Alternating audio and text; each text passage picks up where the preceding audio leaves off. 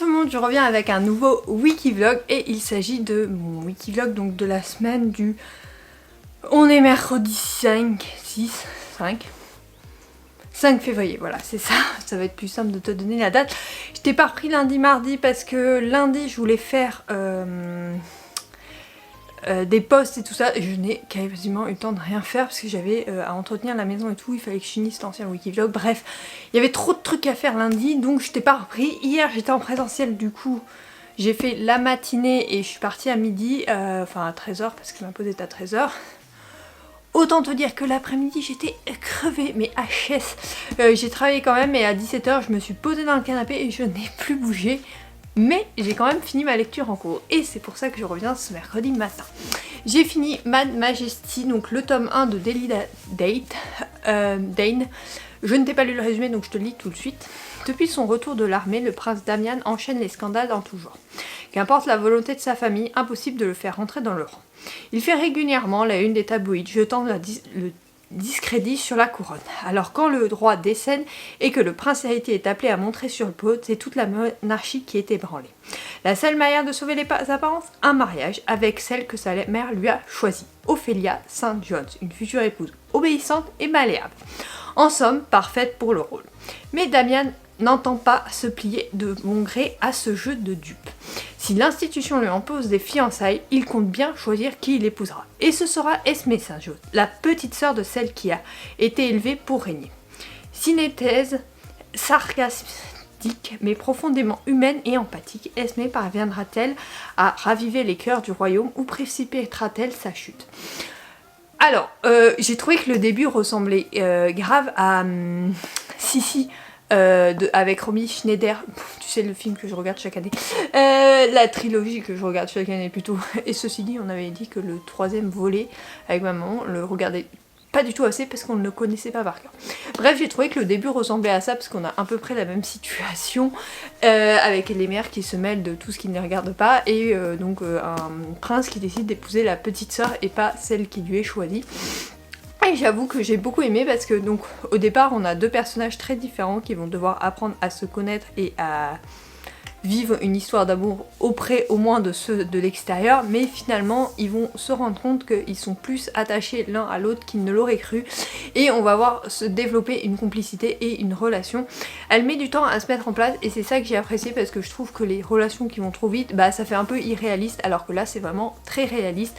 On voit bien qu'ils mettent vraiment du temps à se comprendre, à apprendre à se connaître, à comprendre les mystères de l'un comme de l'autre et leurs ressentiments. Le seul reproche que je fais à cette romance, c'est que la fin est beaucoup trop rapide. Genre, c'est un peu le schéma de la romance classique, donc tu sais, ils se séparent pour se remettre ensemble, et ils se séparent et ils se remettent ensemble en quelques chapitres seulement. Frustration, moi je voulais plus de chapitres, savoir comment ils allaient gérer la suite. Pourquoi? Ça va beaucoup trop vite, donc il y a juste ça qui m'a déçu. Heureusement il y a d'autres tomes, je ne sais pas si c'est sur les mêmes personnages, mais je pense pas vu que l'histoire semble bien terminée, mais par contre j'espère qu'on les retrouvera quand même en personnages secondaires pour voir comment évolue leur petite histoire d'amour. En tout cas, moi j'ai beaucoup aimé cette lecture, c'est une très bonne lecture si t'aimes la royauté. Je te laisse te tenter par ce roman parce qu'il est vraiment top.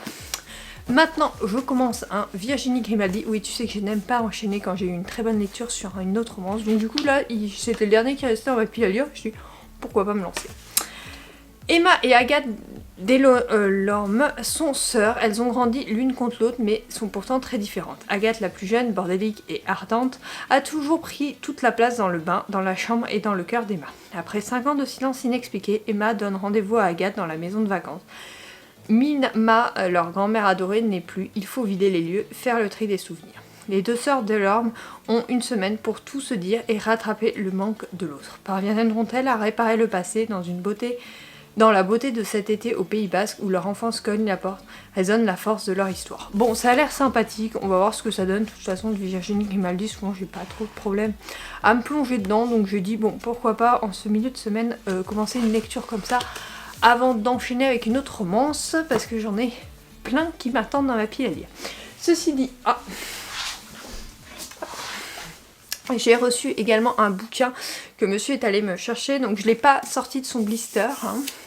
Donc c'est dans la collection de Saxus et c'est Une âme de la cendre Une âme de cendre et de sang de Jennifer et l'Armentrout. C'est le dernier tome de la saga Le sang et la cendre, donc le 5e. J'ai hâte de le découvrir, mais je le sors pas de son best-seller parce que tu sais que j'ai peur de l'abîmer. Je pense que je le découvrirai rapidement parce que bon, déjà ma pile à lire est pas énorme et surtout je pars en vacances à la fin de la semaine prochaine et celui-là je peux pas le trimballer. Donc je pense que je vais le découvrir avant pour éviter d'être en rate de bouquins quand je serai en vacances parce que j'en ai pas énormément. Je vais peut-être du coup en acheter en e-book. Je vais voir, mais je pense que je vais faire ça parce que bah du coup je vais avoir du temps pour lire et très peu de romans dans ma pile à lire en fait finalement. Je crois qu'il n'y a que 4 romances, dont une de Noël, donc je vais pas la découvrir tout de suite. Et je crois 2 autres romans. Ça fait 6 livres, avec celui-là ça fait 7. Donc du coup voilà, celui-là je le découvrirai très rapidement, donc on verra ensemble quand. Mais en tout cas, je pense qu'il sera lu au mois de février, il est sorti au mois de janvier et ouais, je pense que je vais pas tarder à le lire. Sachant que j'ai aussi passé une commande pour ce mois-ci, mais qu'il n'y a que 2 romans qui me tentaient ce mois-ci. Donc voilà, petite intro qui était suffisamment longue. Maintenant, je vais prendre mes photos et je vais gérer tout ce qui est prépa de contenu avant de démarrer le boulot à 9h. On est donc vendredi 7 février, j'ai fini le ménage ce matin et là je voulais te montrer la lecture que j'avais finie. Donc il s'agit du Virginie Grimaldi, donc avant de me mettre à faire sa chronique, je voulais t'en parler. Donc pour rappel, c'était 2 sœurs qui se retrouvaient après 5 ans sans s'être vues et donc du coup elles vont, pour être clair, du coup, on a leur présent, donc cette semaine de vacances qu'elles vont passer ensemble, et on a aussi également leur passé avec leur enfance, leur adolescence, leur vie d'adulte, et on va voir qu'elles sont très différentes, même si elles ont été élevées ensemble, on découvre que c'est 2 personnages extrêmement différents. Après, moi je les ai beaucoup appréciées, l'une comme l'autre. J'ai eu un peu plus de mal avec Emma, que je trouve beaucoup plus discrète sur le départ, et que du coup, on a du mal à s'attacher à elle au début, mais cela n'est pas gênant pour la suite, parce que vraiment, après ça va. Donc voilà pour ce qui est de ce roman. En tout cas moi c'est un Virginie Grimaldi que j'ai bien aimé. Je me suis plongée dedans assez facilement, je l'ai lu en 2 soirs, donc vraiment je te le recommande. C'est vraiment sans prise de tête mais avec une belle morale, parce qu'on voit vraiment que la vie n'est pas la même pour chacun, et là vraiment c'est 2 sœurs qui n'ont pas eu une vie facile et pourtant qui vont finir par se retrouver, parce que l'amour est tellement plus fort de 2 sœurs. Donc voilà, vraiment intéressant, je te le recommande, il est vraiment sympathique. Par contre il aborde des thèmes comme la mort et tout ça, donc si t'es pas trop en phase avec ces thèmes là, peut-être passer ton chemin et en lire d'autres, parce qu'il y en a tellement de Virginie Grimaldi qui sont bien, je t'en ai présenté ces dernières semaines, donc vraiment il y a de quoi faire. Maintenant je vais commencer le dernier, Emma Green, donc À nos cœurs battants, qui est sorti au mois de janvier. J'avais tellement hâte de le découvrir. Après une adolescence tumultueuse, Romeo Cruz a trouvé la vocation qui donne sens à sa vie. Il est désormais secouriste et vient en aide à la population de Chicago.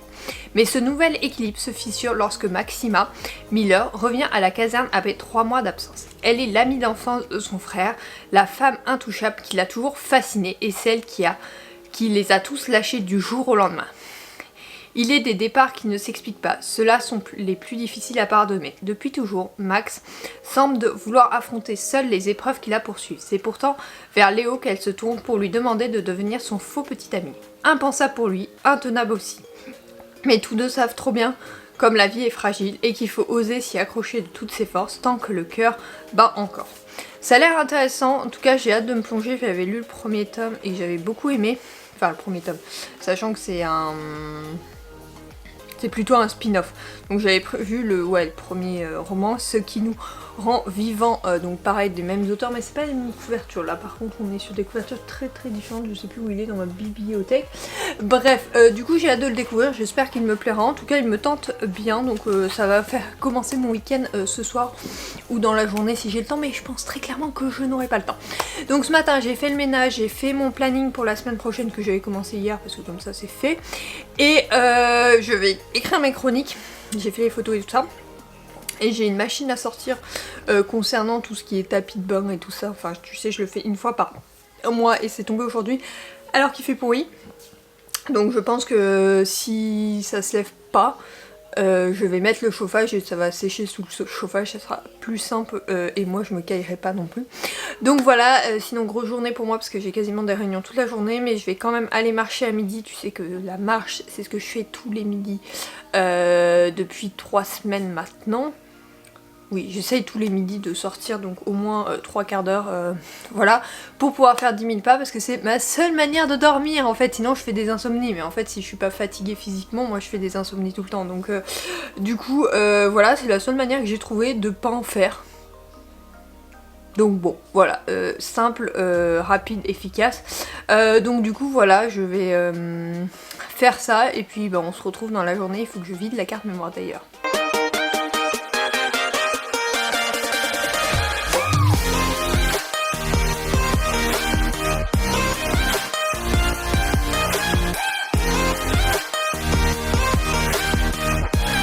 Petite update du jour, donc là on est lundi évidemment, je t'ai pas repris ce week-end, tout simplement parce que samedi on a fait les magasins et j'étais fatiguée au retour et ça a été un peu compliqué la soirée parce que vraiment c'était la cata. Pourtant on avait bien mangé à midi et tout, mais je sais pas, il y a eu une régression de mon état, mais dimanche ça allait mieux. Donc on a fait journée chez mes grands-parents un peu comme tous les dimanches avant ma grossesse. C'est vrai qu'on l'avait plus trop fait là parce qu'ils trouvent mon régime compliqué à comprendre, tout simplement. Pourtant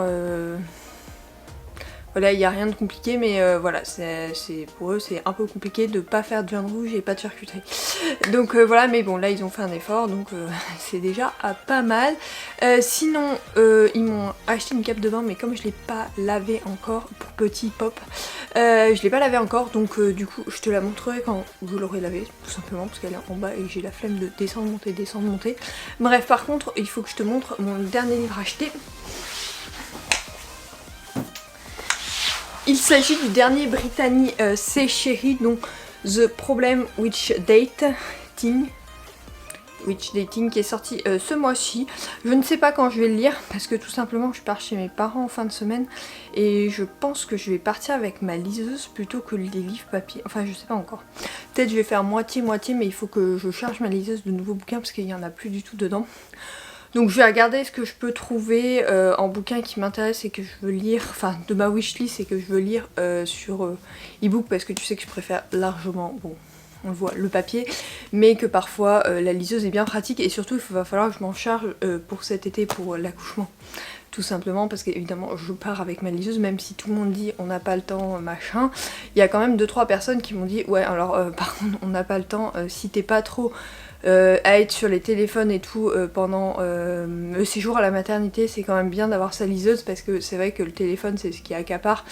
Et comme moi j'évite ça, surtout cette année, vu que c'est ma résolution de l'année, et cette semaine c'était catastrophique d'ailleurs, à ce sujet, pourtant j'ai pas mal lu, mais vraiment, quand je me sens pas bien en fait, et quand je stresse ou que je cogite trop, le téléphone c'est ce qui me passe le plus et que j'ai du mal à me rentrer dans les bouquins, enfin si je les ai pas déjà commencés, c'est compliqué pour moi.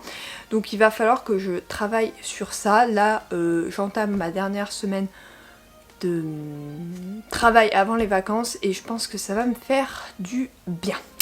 Bref, du coup, celui-là c'est mon dernier dans ma pile à lire papier qui est arrivé. Je vais le ranger et je verrai pour faire ma pile à lire bah sûrement dans la semaine pour les vacances. Du coup je te la montrerai sûrement et je vais me charger des e-books, mais ça tu verras dans le Wikivlog prochain, du coup ces deux choses là. En tout cas j'espère que ce Wikivlog t'aura plu. Je sais qu'il a été un peu rapide encore une fois, mais je ne prends pas du tout le temps de vlogger, donc ça craint beaucoup parce que moi j'aime bien ça, j'aime bien discuter avec toi, moi j'ai l'impression de discuter un peu plus qu'avec les murs. Donc voilà, j'espère que ta semaine s'est bien passée et je te retrouve dès vendredi pour une nouvelle vidéo et dès la semaine prochaine pour un nouveau Wikivlog. Bye.